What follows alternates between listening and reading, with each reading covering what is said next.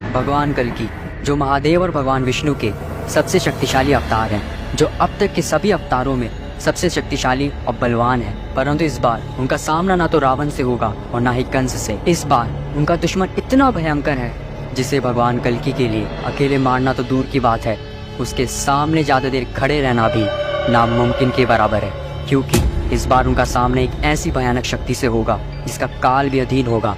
काम, लोभ, अहंकार, क्रोध, हर चीज पे उसका अधिकार होगा। वो इतना शक्तिशाली होगा कि उसे ना छल से मारा जा सकेगा, ना ही कपट से।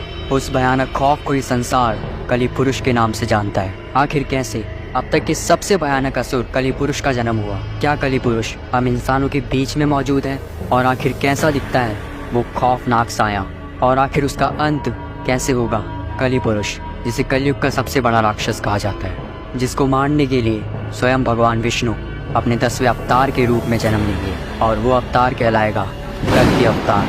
लेकिन अब ये जानना भी जरूरी है कि आखिर कलयुग के सबसे बड़े खौफ और सबसे बड़े असुर का जन्म कैसे हुआ। इस रहस्य को जानने के लिए हमें सृष्टि की रचना के समय जाना होगा, यानी सतयुग में। एक बार महर्षि दुर्वासा इंद्रदेव को बधाई देने स्वर्गलोक गए हुए थे।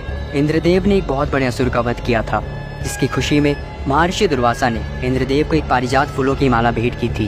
परंतु जीत की खुशी में इंद्रदेव का अहंकार भी बढ़ जाता है, और अहंकार में आके इंद्रदेव ने वो माला अपने हाथी ऐरावत को पहना दी, और ऐरावत ने उस माला को अपनी सूंड में लपेट कर फेंक दिया। अपने उपहार का इस अपमान देख महर्षि दुर्वासा का क्रोध अपनी सारी चरम सीमाएं पार कर चुका था। जिसके बाद महर्षि दुर्वासा ने इंद्र सहित पूरे स्वर्ग को श्राप दे डाला कि अरे वो इंद्र, तुझे श्री का बड़ा अहंकार है ना, तो जा, आज मैं तुझे और सभी देवी देवताओं को श्राप देता हूँ कि तू और सभी देवी देवता श्रीहीन हो जाएंगे।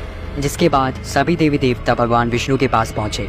तब भगवान विष्णु ने उन्हें समुद्र मंथन के लिए बोला कि सभी देवी देवताओं को पुनः बलवान होने के लिए क्षीर सागर के अमृत की आवश्यकता पड़ेगी। परंतु देवता भी कमजोर थे, इसीलिए इंद्रदेव ने असुरों के राजा बलि से समुद्र मंथन के लिए मदद मांगी। पहले तो राजा बलि ने इंद्रदेव को मदद करने से मना कर दिया, क्योंकि वह जानते थे कि देवता उनके साथ छल जरूर करेंगे। परंतु शुक्राचार्य जी के कहने पर राजा बलि समुद्र मंथन के लिए तैयार हो गए।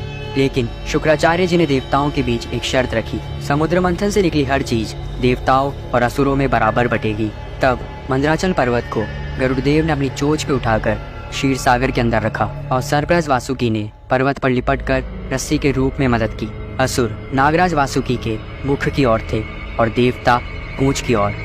परंतु समुद्र मंथन में अभी एक और परेशानी थी, असुर और देवता मिलकर भी पर्वत को अभी भी घुमा नहीं पा रहे थे। तब भगवान विष्णु ने कच्छ अवतार धारण किया, यानी कछुए का रूप, और मंदराचल पर्वत को अपनी पीठ पर उठाकर समुद्र मंथन की शुरुआत की।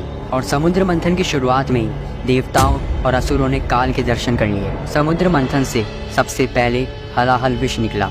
हलाहल विष इतना ज्यादा भयंकर था कि उसके वेग और उसके तेज से देवता और असुर मूर्छित होने लगे। शर्त के मुताबिक ये विष देवताओं और असुरों के अंदर आधा आधा बटना था।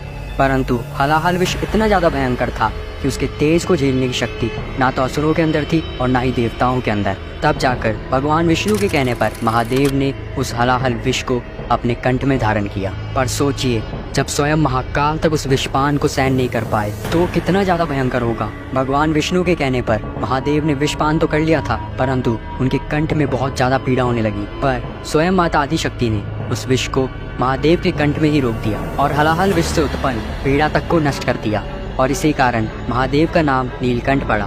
पर जब ये सब हो रहा था, विष की एक बूंद राक्षस कली के मुख में जा गिरी, और उस वजह से राक्षस कली का शरीर खत्म हो गया। आगे जब मंथन हुआ, उसमें से सबसे पहले कामधेनु गाय निकले, जिसे ऋषियों ने रखा, और उच्चैश्रव अश्व की उत्पत्ति हुई, जिसे राजा बलि ने ग्रहण किया। ऐरावत हाथी को देवताओं के राजा इंद्र ने ग्रहण किया। कौस्तुभ मणि और शंख को भगवान विष्णु ने धारण किया। इसके बाद निकली संजीवनी बूटी, जिसे पृथ्वी पर एक सुरक्षित स्थान पर स्थापित किया गया। ये वही बूटी थी जिससे रामायण काल में भगवान लक्ष्मण को पुनः जीवित किया गया था, जब उन्हें मेघनाथ द्वारा घायल कर दिया गया था। इसके बाद धन संपदा लेकर माता लक्ष्मी उत्पन्न हुई। लक्ष्मी जी को देख देवता और असुर दोनों ही चकित थे। वो दोनों ही माता लक्ष्मी को अपने पास रखना चाहते थे, परंतु लक्ष्मी जी ने खुद भगवान विष्णु जी को ग्रहण कर लिया।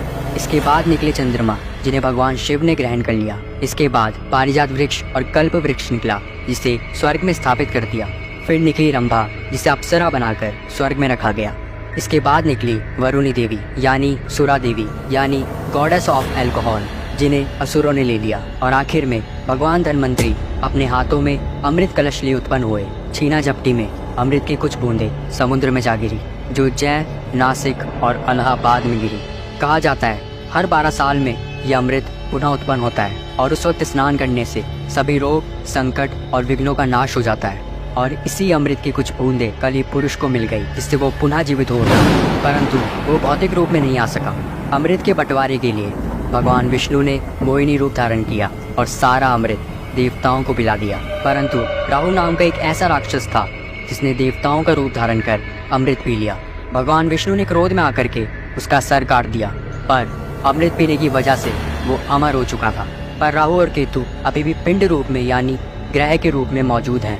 विष की बूंदों से कली पुरुष का शरीर नष्ट हो गया था, परंतु अमृत के कारण वो पुनः जीवित हो गया। लेकिन उसके पास उसका शरीर नहीं था, वह भी भौतिक रूप में नहीं आया था, लेकिन वो अपनी शक्तियों से इंसानों के मन पे काबू कर सकता है। लेकिन वो खौफनाक साया कलयुग के अंत में अपने भौतिक रूप में आ जाएगा और पाताल लोक से असुरों को आजाद कर इंसानों पर राज करेगा। तब भगवान विष्णु का कल की अवतार होगा, तो 64 गुणों से लिप्त माहिर एक महाशक्तिशाली योद्धा होगा, जो अब तक के सबसे शक्तिशाली असुर कली पुरुष से लड़ेंगे और इंसानों को उसके आतंक से मुक्त करेंगे। लेकिन इस वक्त कली पुरुष की तरफ से इंसान भी लड़ेंगे, क्योंकि इस वक्त इंसानों के मन से धर्म पूरी तरह नष्ट हो जाएगा। इंसान भगवान को पहचान नहीं पाएंगे, लेकिन अंत में सब कुछ ठीक हो जाएगा और पुनः सतयुग की स्थापना होगी। लेकिन आपको वीडियो पसंद आए तो लाइक करके शेयर करें और फॉलो कर लें।